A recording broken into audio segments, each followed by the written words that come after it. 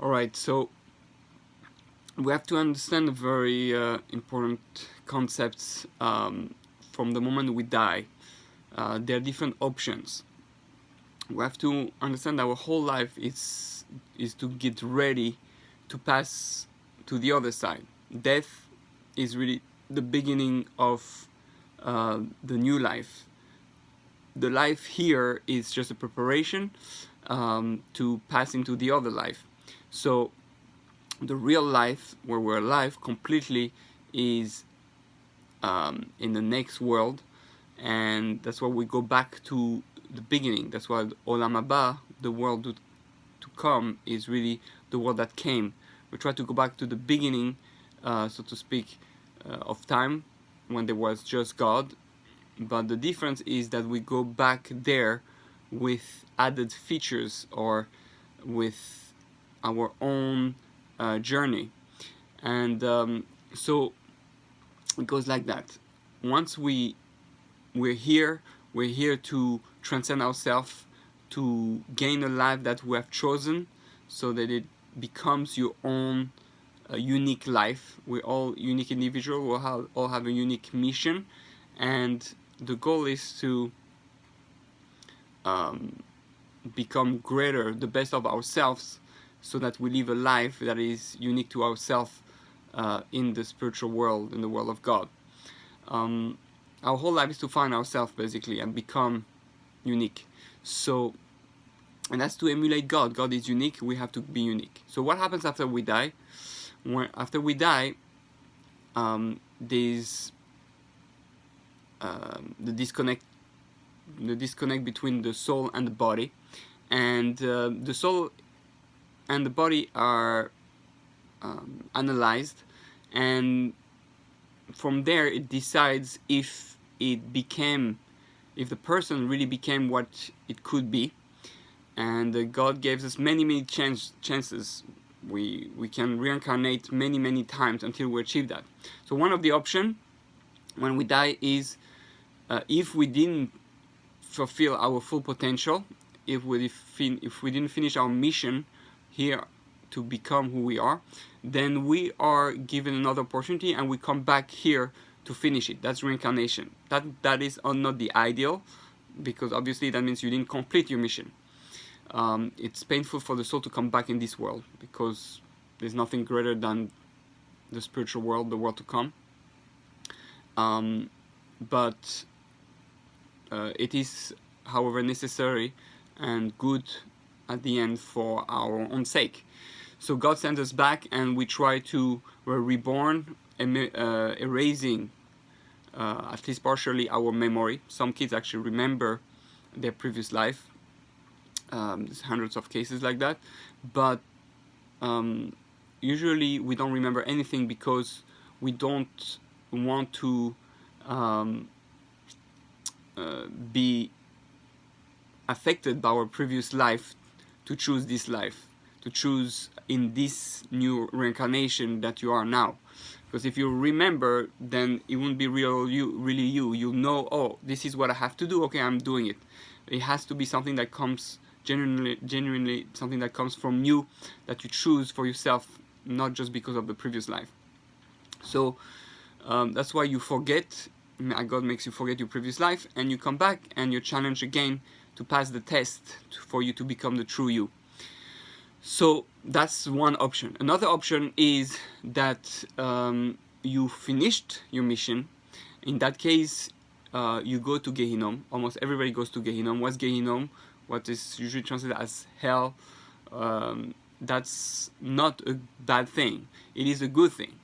Now, the maximum time for hell, for Gehinom, is 12 months. And that's why we say Kaddish for 11 months, because we want to assume that everybody is, good enough to not have to go through a whole year of Gehinom, of purification.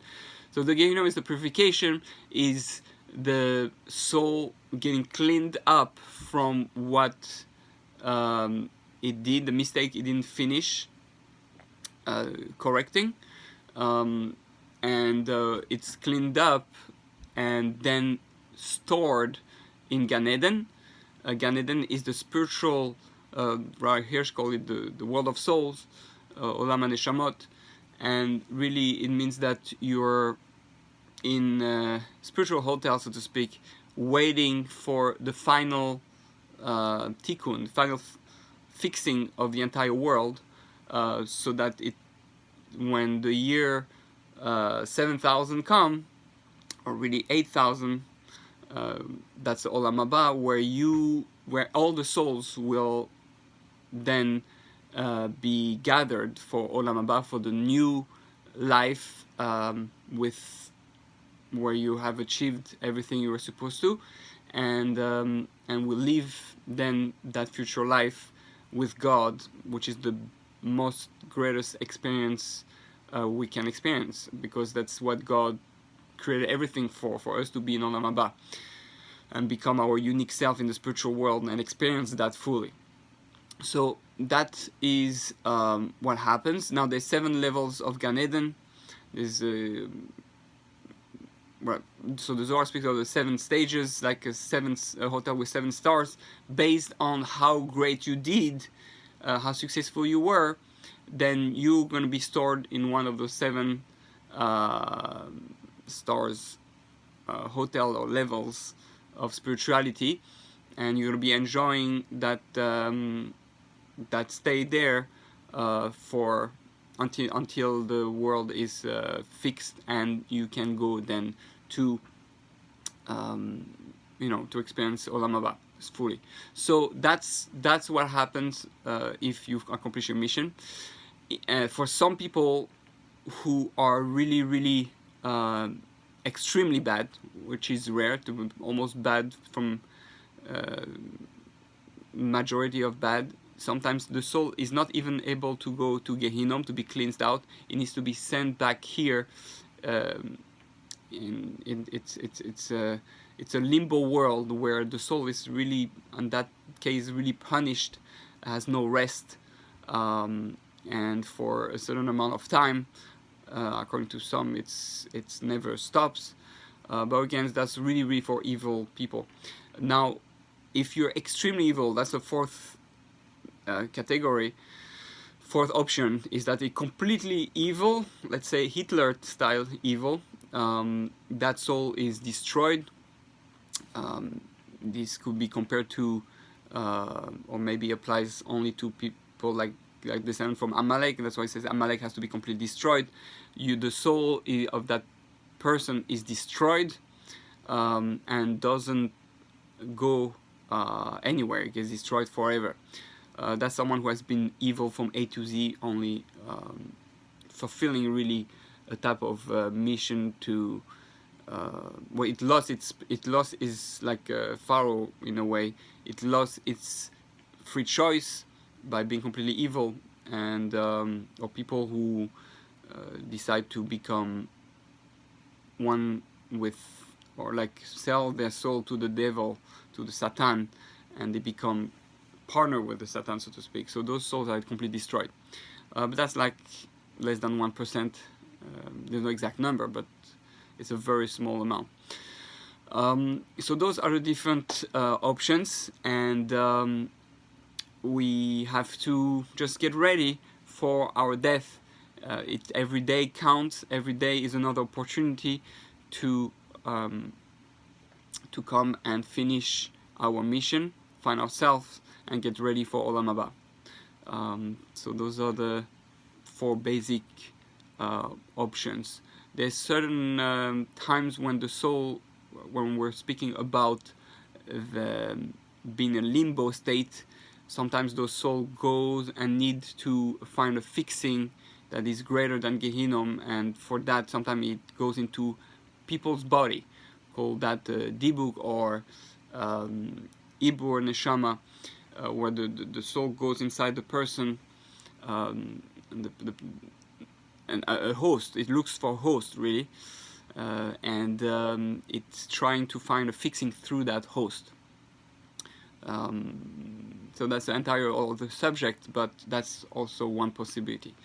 So those are all the options that happen after you die, but may we all be able to die without having to even go to Gehinom, although it's very rare because there's no one who doesn't sin. However, if someone does complete teshuvah before he dies, meaning he has fixed all his mistakes and he has repented for all the problems he has done, then he doesn't even need to go to Gehinom. He can go straight to Gan Eden and stay there and really enjoy the highest level of spirituality. So may we all achieve that level and fix everything we need to fix before we die, and enjoy the best possible life, best possible death. Thank you for listening.